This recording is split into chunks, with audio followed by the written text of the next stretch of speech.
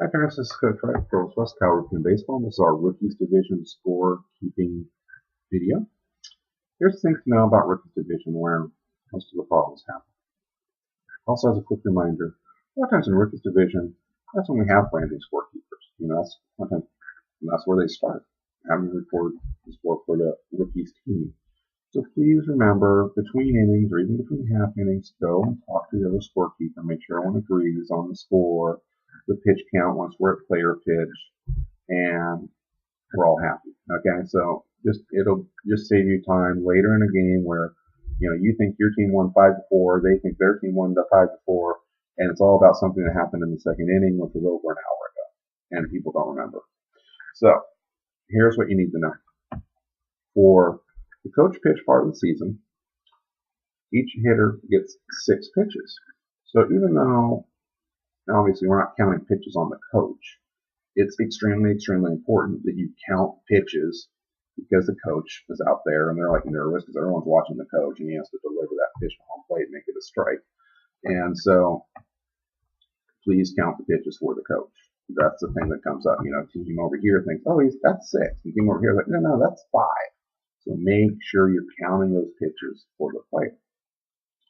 The thing to know is that if on pitch number 6, which is the maximum for coach pitch, if they hit a foul, okay, so maybe they hit one and it goes down the line, but it rolls foul, or they hit one, goes back to the backstop, whatever, that kid gets another pitch. I mean, he could literally foul 70 pitches in a row.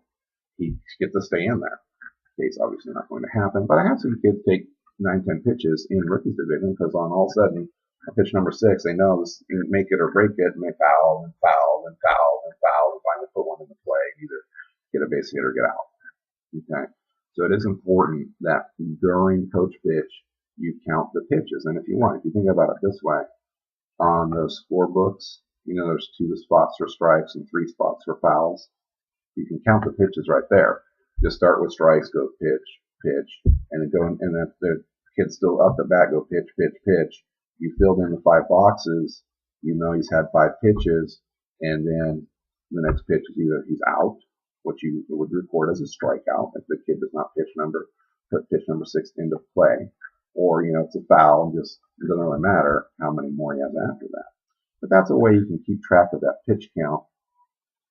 The other thing to know about is when we do go to player pitch count does matter. A pitcher gets to pitch for 2 innings. Okay, now in that standpoint, if he comes in, like let's say there's 2 outs already in the second inning, and the pitcher comes in to pitch, and he gets 1 out after like 3 pitches. Well, because he pitched at all in the second inning, we count that as 1 inning pitch. So now that pitcher can return for the 3rd inning, and that's it. End of game. He has to come out. So with that in mind, though, he also has a limit of 40 pitches, and he can finish a batter. So let's say he's thrown 37 pitches so far, and he's thrown 1 inning. He already completed 1 inning. He's in the second inning. He's recorded 1 out. Okay, he's at pitch number 37.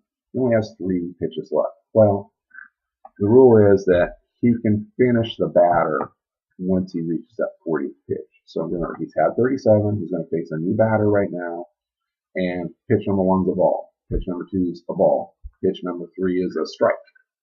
Okay, well, that pitch number 3 right there, that was pitch number 40. So he's at 40. He can finish that batter because he's right in the middle of the batter. There's 2 balls and a strike, so not to disrupt the game too much. He can finish that batter. So let's say on the very next pitch, which is pitch number 41, he throws another strike. It's now 2-2. And on pitch number 42, he strikes the batter out. Okay, so that kid finished with 42 pitches. The very next batter, you have to change pitchers. So it's super important. If you're the scorekeeper, you got to make sure your coach knows what's up. Okay, because if a kid finishes an inning with, like the first inning that he pitches, he goes 30 pitches. Pretty much no way he's going to finish the second inning. So talk to your coach. Say, hey, in that first inning he had 30 pitches. So you're going to need another kid coming in sometime this second inning. And the coach might choose to have that kid who's going to come in and pitch next go warm up, somewhere over on the side to help speed things along and have the kid be more ready to go when he needs to come in that second inning.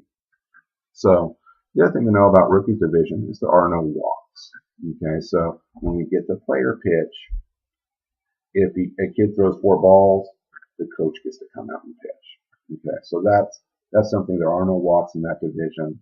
So even though you saw that, and also there's within the rules during coach pitch, there's only singles, doubles, and home runs, and there really won't be very many home runs. I think there was one last year, and that was the first time in like 3 years somebody hit a home run in the rookies division. Mostly it's singles and doubles, and so basically anything inside the fencing during coach pitch is a single. If they hit a ball and it rolls past the cones on a weeknight, or it lands in the outfield close to the fence and has enough momentum where it bounces over the fence, that's a ground rule double. So everybody gets 2 bases. So as far as noting what kind of hit it was, it's basically just singles and doubles, and that's true all season long.